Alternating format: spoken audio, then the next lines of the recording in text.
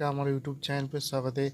अभी one plus का 10R जो आ गया है मार्केट में लॉन्च होने वाला है। चलिए वीडियो को स्टार्ट करते हैं।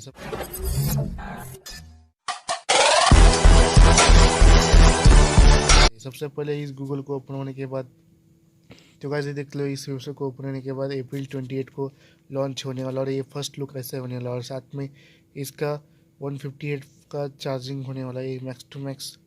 और साथ में ये जो है 16.7 का फुल एचडी डिस्प्ले एमोलेड होने वाला है। साथ में 124 gigahertz support corner gorilla glass 5 protection के साथ ये आने वाला है। और साथ में जो 15 मेगापिक्सल सोनी एक्सपीरिया कैमरा है और साथ में जो इसका प्राइस है स्पेसिफिकेशन 40,000 लगभग 45,000 अगर जो भी इंफॉर्मेशन है वन प्लस 10R के साथ पूरा आपको इंफॉर्मेशन मिल जाएगी।